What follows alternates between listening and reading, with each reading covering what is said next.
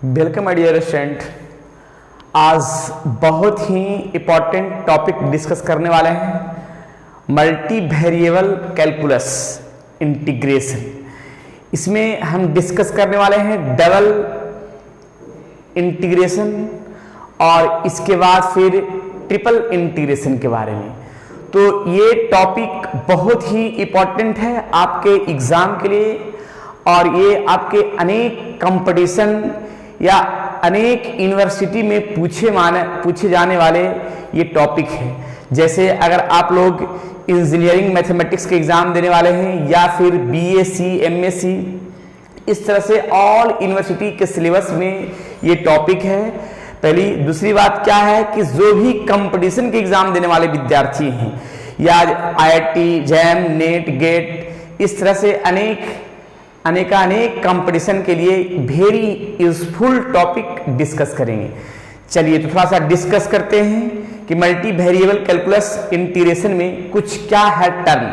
तो सबसे पहले इसमें डबल इंटीग्रेशन और ट्रिपल इंटीग्रेशन का कुछ पार्ट है, इसके बारे में थोड़ा सा हम डिस्कस करते हैं। मल्टीपल इंटीग्रेशन का टाइप चलिए देखते हैं। लेकिन इसमें एक चीज, जो भी वीडियो बनाया जा रहा है वो सभी वीडियो प्लेलिस्ट में एक शेड्यूल बना करके पूरी तरह से एक सेट कर दिया गया है। जो भी टॉपिक को अगर चाहते हैं तो प्रत्येक टॉपिक जो है आपके प्लेलिस्ट में पूरा सेट कर दिया गया। अगर नहीं है तो जरूर कमेंट में बोलिएगा ताकि उस पर भी वीडियो बनाया जाएगा। अगर जो टॉपिक नहीं पता चल रहा है या नहीं है तो जरूर बताएंगे कमेंट में ताकि उस पर वीडियो बनाया जाएगा। चलिए जरा देखते हैं। चलिए मल्टीपल इंटीग्रेशन दो टाइप में दिया गया है, यहाँ पे देखिएगा, डबल इंटीग्रेशन और ट्रिपल इंटीग्रेशन। यानी मल्टीपल इंटीग्रेशन को दो पार्ट में बांटा गया है। फर्स्ट पार्ट है डबल इंटीग्रेशन और सेकेंड पार्ट है ट्रिपल इंटीग्रेशन। ये दोनों को पूरी डिटेल से डिस्कस करेंगे कि डबल इंटीग्रेशन क्या है और इस पर बहुत सारा क्वेश्चन भी चलेंगे। वैसा ही ट्रिपल इंटीग्रेशन क्या है और इस पर क्वेश्चन भी चलेंगे किस टाइप का होगा, जो आपके एग्जाम और कंपटीशन के लिए बहुत ही यूजफुल। देखिए डबल इंटीग्रेशन का पार्ट जो है इस तरह से क्वेश्चन में दिखेगा, जो सभी विद्यार्थी कभी दिखा भी होगा क्वेश्चन में। या ट्रिपल इंटीग्रेशन का फॉर्म जो है इस तरह से हम टर्म देखे होंगे, राइट, डबल और ट्रिपल इंटीग्रेशन के लिए। ठीक है, अगर डबल इंटीग्रेशन का क्वेश्चन रहे तो कैसे सोल्व करेंगे और ट्रिपल इंटीग्रेशन का क्वेश्चन रहेगा तो कैसे सोल्व करेंगे। लेकिन एक चीज है कि इसके पहले हम सभी विद्यार्थी पहले पढ़ चुके हैं कि अगर सिंगल इंटीग्रेशन है तो समझ जाइए कि ये फॉर्म जो है लेंथ निकालने के लिए टर्म सेट किया गया है। सिंगल इंटीग्रेशन लेंथ के लिए किया गया है, क्लियर। और डबल इंटीग्रेशन एरिया का टर्म सेट करता है। डबल इंटीग्रेशन एरिया निकालने के लिए फॉर्म सेट करते हैं। और एक होता है ट्रिपल इंटीग्रेशन। ट्रिपल इंटीग्रेशन जो वॉल्यूम निकालने के लिए फॉर्म को सेट किया जाता है।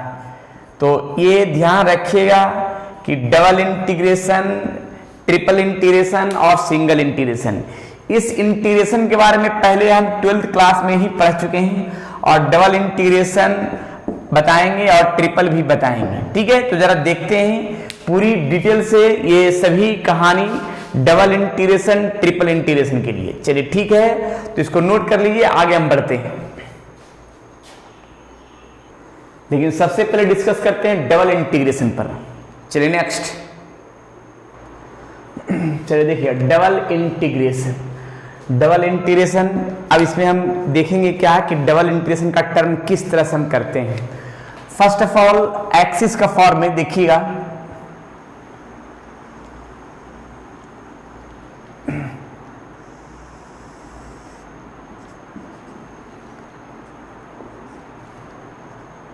राइट, एक्स एक्सिस और वाई एक्सिस, इसमें हम कर्व लेते हैं, दो कर्व, ठीक है।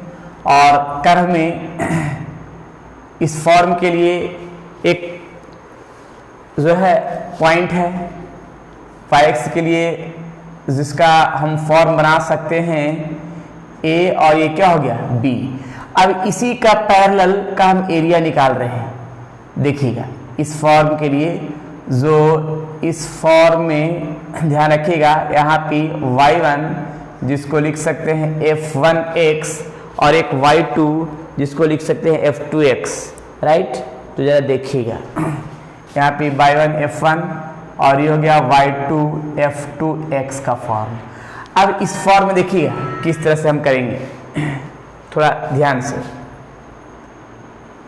इंटीग्रेशन, डबल इंटीग्रेशन का फॉर्म है, तो यहाँ a टू b x का रिस्पेक्ट है, x का रिस्पेक्ट के लिए, और ये y का रिस्पेक्ट का फॉर्म में करेंगे क्या कि y1 f1x y2 f2x, और यहाँ पे एक फंक्शन है जो x, y, पहले y का रिस्पेक्ट का फॉर्म करेंगे और उसके बाद x का रिस्पेक्ट करेंगे, राइट।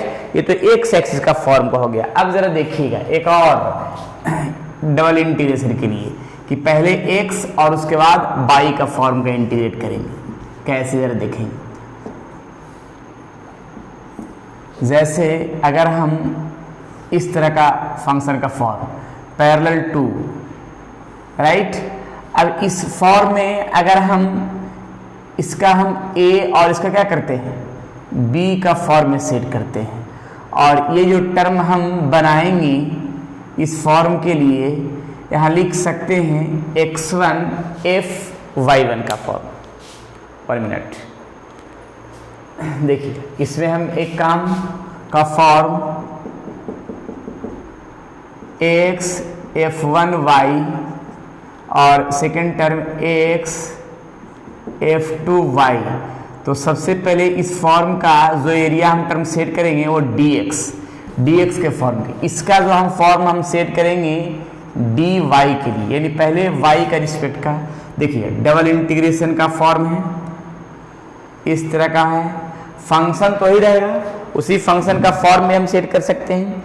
क्या लिखेंगे जरा देखिएगा, y इक्वल्स टू a और y इक्वल्स टू v, और यहाँ x equals to f1y, x equals to f2y, और यहाँ f(x, y) क्योंकि हम पहले x का रिस्पेक्ट उसके बाद y का रिस्पेक्ट, राइट। यानी इस फॉर्म में हम पहले क्या करेंगे कि फर्स्ट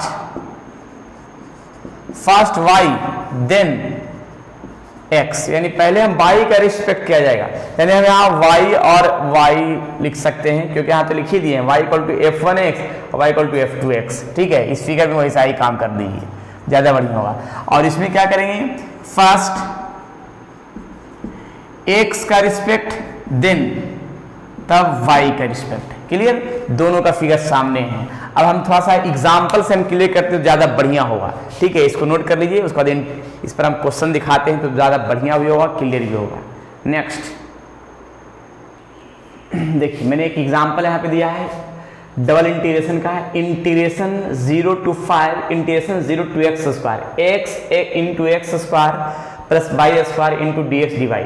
अब तो इसमें एक चीज पहचानना होगा कि पहले हम किसका रिस्पेक्ट का इंटीग्रेशन करेंगे।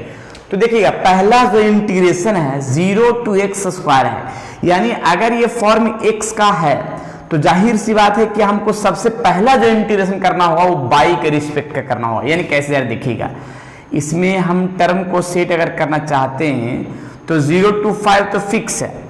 अब यहाँ पे सेकेंड जो इंटीग्रेशन लिखा हुआ है 0 to x स्क्वायर, अब यहाँ पे जो इंटीग्रेशन पहले जो दिख रहा है dx, वो पहले dx नहीं, पहले क्या dy दिखना चाहिए, यानी हम कोई चेंज कर देंगे, ठीक है। ये चेंज इस आधार पर करेंगे कि अगर यहाँ पे इंटीग्रेशन जो दिख रहा है उसका लिमिट मेरा किसके फॉर्म में है, अगर x के फॉर्म में है तो जाहिर सी बात है कि इस फॉर्म का इंटीग्रेशन y के रूप में होगा। अगर यहाँ y रहेगा तो यहाँ x का पहले होगा, लेकिन ये मैंने क्वेश्चन में दिया था कि 0 to x स्क्वायर और यहाँ पे dx लिखा हुआ है, तो इस फॉर्म को इंटरचेंज करना होगा, यानी इसको यहाँ और इसको यहाँ करना होगा, ठीक है। और हमको y के रिस्पेक्ट का इंटीग्रेशन करना होगा।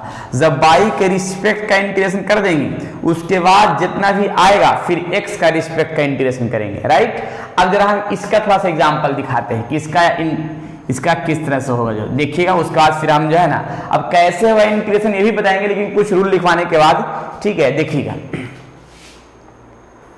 देखिए मैंने ये एग्जाम्पल एक और दिया है, थोड़ा देखिएगा। एग्जाम्पल दिया है कि 1 2 2 1 2 3 x y square dx dy। तो इसमें सबसे पहले किसका इंटीग्रेट करेंगे? देखिए जब इस टाइप का रहेगा तो इसमें किसी का भी इंटीग्रेशन पहले कर सकते हैं। तो अगर मान लिया हम x, जैसे देखिएगा यहाँ पे पहले तो dx है, तो पहले x के रिस्पेक्ट में इंटीग्रेशन करेंगे, जो भी आएगा फिर लास्ट में y के रिस्पेक्ट का कर सकते हैं। या अगर हम पहले y का रिस्पेक्ट का करेंगे तो कोई दिक्कत नहीं है। अगर x का रिस्पेक्ट का किया तो समझ जाइए कि हमको y कांस्टेंट होगा। अगर y का रिस्पेक्ट का करेंगे यानी पहले हम dy लिख देंगे उसके बाद dx लिखेंगे, तो हमको जब y का रिस्पेक्ट में करेंगे तो x कांस्टेंट होगा।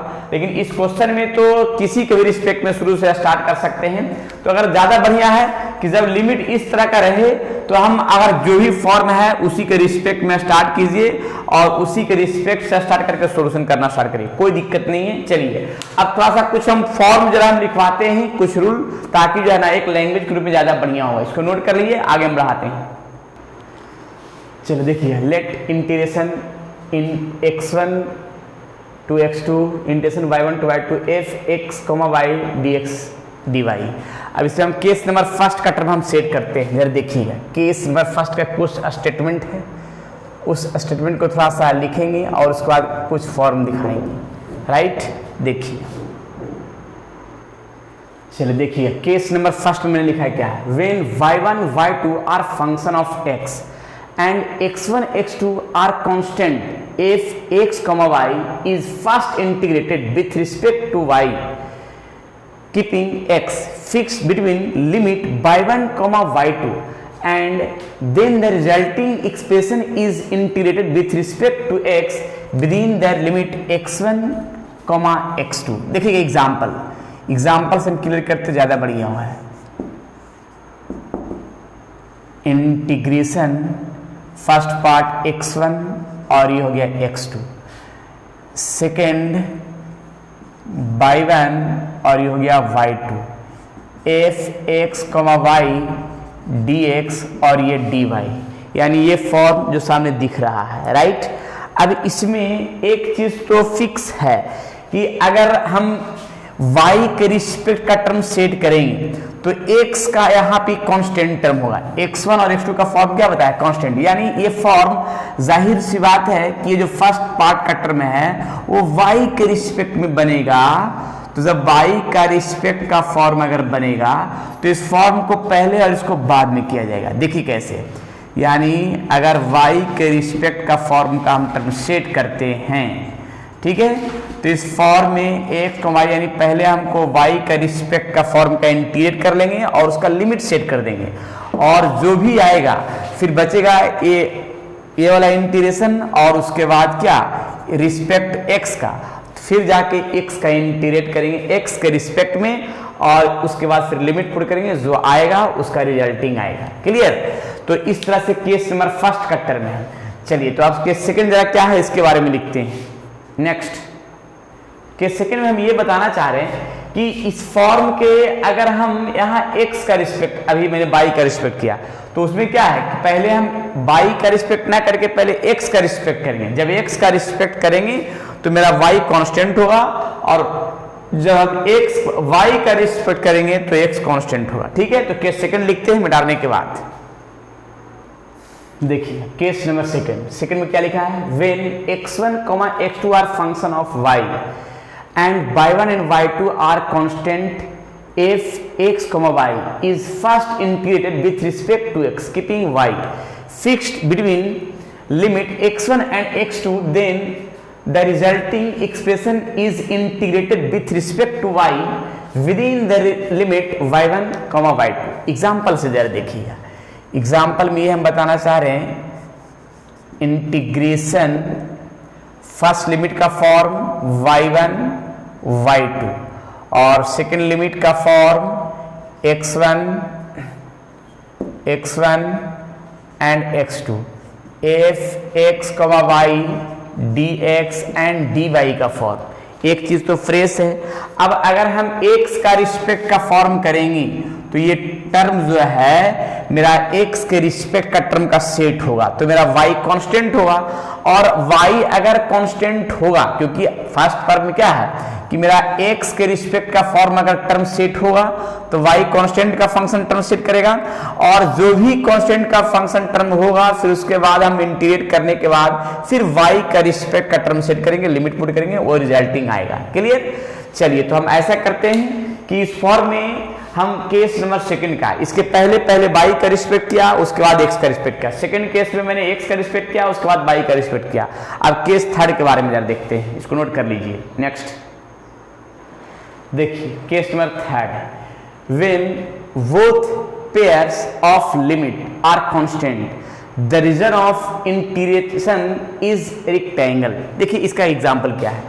अब कुछ क्वेश्चन ऐसा होता है कि जब इंटीग्रेट डबल किया हुआ हो, देखिएगा ऐसे a टू b, इंटीग्रेशन का फॉर्म है c टू d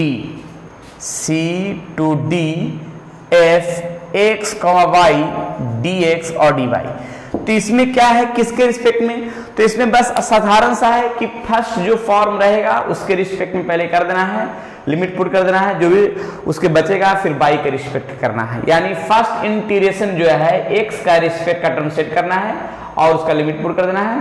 फिर सेकंड जब काम किया जाएगा तो y का रिस्पेक्ट किया जाएगा और उसका लिमिट पुट कर देना है, वो आएगा। ठीक है, जब फ्रेश पता नहीं चले तब, इस फॉर्म के लिए रहे तब। ठीक है, तो जरा हम देखते हैं, इस पर हम क्वेश्चन एक एक करके हम चलते हैं, पूरी डिटेल से एक्सप्लेन के साथ तो ज्यादा बढ़िया होगा। राइट, चलिए इसको नोट कर लीजिए, आगे हम बढ़ते हैं। चलिए देखिए एक क्वेश्चन है सामने दिख रहा है, integration 0 to 5 0 to x square x into x square plus y square dx dy। Late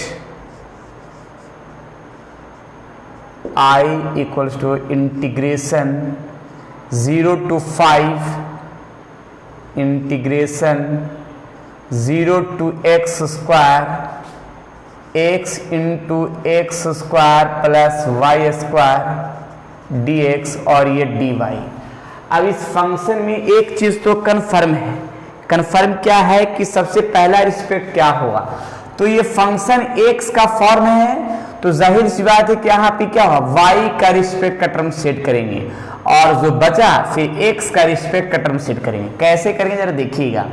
सबसे पहले इस फॉर्म का इंटीग्रेशन 0 to 5 है, इसको रहने देते हैं, और यहाँ पे जो दिख रहा है 0 से x स्क्वायर का फंक्शन, यहाँ पे हम y का रिस्पेक्ट का टर्म सेट करेंगे, तो पहले y को कर देंगे उसके बाद x को करेंगे। देखिए x square plus y square, यहाँ dy इंटू dx, यानी फॉर्म का टर्म जो है हम y का रिस्पेक्ट का टर्म सेट करेंगे। कैसे करेंगे जरा देखिएगा।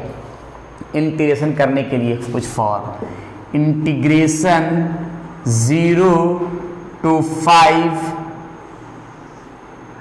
और 0 to x स्क्वायर, x का मल्टीप्लाई दोनों फंक्शन में करते हैं, x cube plus x y square और ये हो गया dy और ये dx। अब जरा देखते हैं इंटीग्रेशन का फॉर्म कैसे होगा। इंटीग्रेशन 0 to 5, अब इसके बाद जरा देखते हैं, अब y का रिस्पेक्ट का टर्म सेट करेंगे तो x मेरा कांस्टेंट होगा, तो x ऐसा ही रह जाएगा x क्यूब, लेकिन dy का इंटीग्रेशन क्या होगा, y हो जाएगा, प्लस फिर y का रिस्पेक्ट का इंटीग्रेशन करेंगे तो x तो कांस्टेंट का फॉर्म होगा, x बाहर होगा, और y स्क्वायर का इंटीग्रेशन होगा y के पावर 3/3, और लिमिट का फॉर्म जो है x स्क्वायर पुट होगा और एक 0 होगा, और बाहर का है dx। फिर राइट जरा देखिएगा, फिर इसमें क्या है कि ऐसा ही 0 to 5 है, और इसमें हम क्या करेंगे कि एक बार अपर लिमिट और लोअर लिमिट पुट कर देंगे दोनों फॉर्म में। जरा देखिए कैसे करते हैं। जैसे यहाँ एक्स क्यू है तो एक्स क्यू में तो हम कुछ भी नहीं पुट करेंगे। ठीक है, देखिएगा, देखिए लिमिट पुट करते हैं, y के स्थान पर एक बार एक्स स्क्वायर पुट करते हैं -0 प्लस फिर यहाँ x का फॉर्म है और यहाँ पे x/3 है, 3 लिख देते हैं, और एक बार x स्क्वायर पुट करते हैं पावर में क्यूब माइनस 0 पुट करते हैं, राइट। और ये हो गया dx। देखेंगे थोड़ा ध्यान से, इसमें कहीं डॉट नहीं होना चाहिए, कहीं गौड़ नहीं होना चाहिए। इंटीग्रेशन 0 to 5 x के पावर 5 हो जाएगा और प्लस x 6 और x 7, x के पावर 7/3 इंटू dx, राइट। यहाँ तक देखेंगे, कहीं डॉट है तो कमेंट में जरूर बोलेंगे। चलिए, तो अब इसके बाद इंटीग्रेट करते हैं x का रिस्पेक्ट का फॉर्म। जब x का रिस्पेक्ट का फॉर्म सेट करेंगे तो x के पावर 5 का इंटीग्रेशन x के रिस्पेक्ट में x के पावर 6/6 और ये 3 तो बाहर होगा, x के पावर 7 का इंटीग्रेशन 8/8, अपर लिमिट है 5 और लोअर लिमिट है 0। चलिए, तो इसका इंटीग्रेट का फॉर्म हम सेट करते हैं कैसे, यार देखिएगा। पहले हम 5 और 0 पुट करते हैं, डायरेक्ट ही कर देते हैं, शॉर्ट रूप। 5 पुट करते हैं, 5 के पावर 6 माइनस 0 और 1y, ये आ जाएगा 24 और एक बार 5 पुट करते हैं और माइनस 0 पुट करते हैं, राइट। जिसमें से इस फॉर्म के लिए यहाँ पे हम सेट कर सकते हैं क्या कि 5 के पावर 6/6 और यहाँ पे 5 के पावर 8/24। अब जरा यहाँ पे जरा सोल्यूशन करने का कुछ तरीका अपनाते हैं। देखिए, इसमें सोल्व करने का तरीका क्या है कि 5 के पावर 6 कॉमन किया तो बचा हुआ टर्म है 1/6 और यहाँ पे 5 के पावर 2 बचा हुआ 24। अब यहाँ पे 5 के पावर 6 और यहाँ 24, तो यहाँ 4 और यहाँ 25 आएगा 29, यानी 5 के पावर 6 इंटू 29/24 जो आएगा कंप्लीट आंसर, वही तुम्हारा आंसर आएगा। इसका परफेक्ट आंसर जो है जरूर बताइए कि कमेंट में कि कितना आएगा इसका परफेक्ट आंसर, राइट। सभी विद्यार्थी समझ में आ गया, कमेंट में जरूर इसका बताइए कि क्या आंसर होगा फाइनली रिजल्ट। चलिए, तो नेक्स्ट चलते हैं। इसका और भी हम क्वेश्चन दिखाते हैं तो ज्यादा बढ़िया और क्लियर भी होगा। नेक्स्ट क्वेश्चन, चलिए देखते हैं जरा इस टाइप का question. Question number 2, integration 1 to 3 x² dx dy। लेकिन इस क्वेश्चन में कहीं ये नहीं लिखा हुआ है कि किसके फॉर्म में, पता ही नहीं है फॉर्म में, तो किसी के भी रिस्पेक्ट में हम टर्म को पहले सेट कर सकते हैं। तो जरा देखिएगा, हम सीरियली वे में काम करते हैं। काम ये करते हैं कि जो फॉर्म है यहाँ पे उसी के रिस्पेक्ट में पहले हम स्टार्ट करते हैं। देखिएगा, इंटीग्रेशन 1 to 2 है, फिर इसके बाद इंटीग्रेशन 1 to 3 xy² dx। हम पहले x का रिस्पेक्ट का ही फॉर्म सेट करते हैं। जब x का रिस्पेक्ट का टर्म अगर सेट करेंगी तो एक चीज ध्यान में रखिएगा, जब x का रिस्पेक्ट का टर्म सेट होगा तो y मेरा कांस्टेंट होगा, y बाहर हो जाएगा। जब y बाहर होगा, y² का फॉर्म।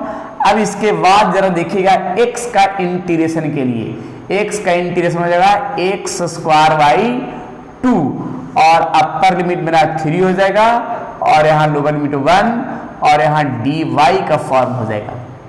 अब इसमें जरा हम इंटीग्रेट का फॉर्म का कहानी सेट करते हैं, 1 और 2 y² और ये 2 को भी बाहर कर दे रहे हैं, जिसमें से अपर लिमिट एक बार 3 पुट करेंगे, यानी 3 का स्क्वायर माइनस 1 का स्क्वायर, ये हो गया डायरेक्ट dy।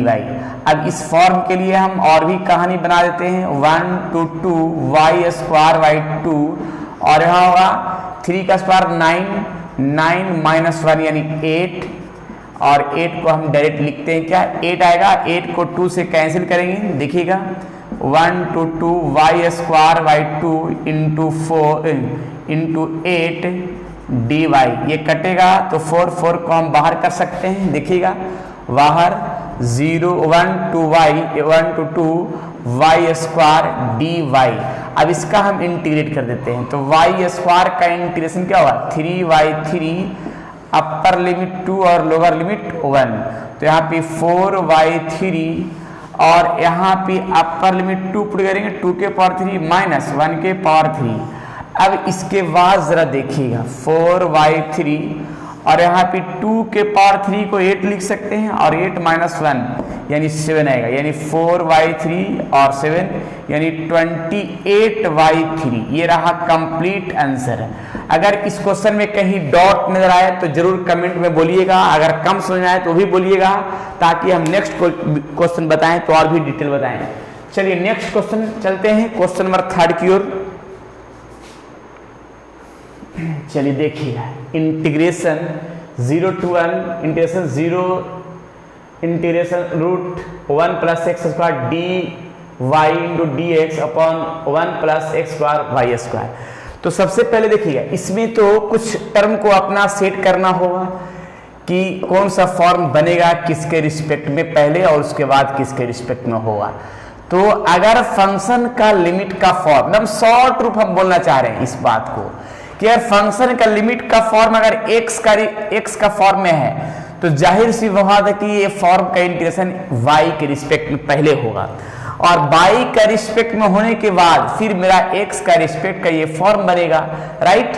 तो जरा देखिएगा कैसे हम इसका फॉर्म का हम टर्म को सेट करते हैं। इसके बाद लिख रहे हैं 1 + x² + y²। देखिएगा इंटीग्रेशन का फॉर्म एकदम एक्सप्लेन करते हुए पूरी डिटेल से जानकारी, 0 to √1 + x² है। इस फंक्शन को पहले हम y के रिस्पेक्ट का टर्म सेट करेंगे। अगर y के रिस्पेक्ट का टर्म सेट करेंगे तो x मेरा कांस्टेंट का फॉर्म सेट होगा, थोड़ा सा राइट, 1 + x² + y², और ये का फॉर्म ये हो गया dx।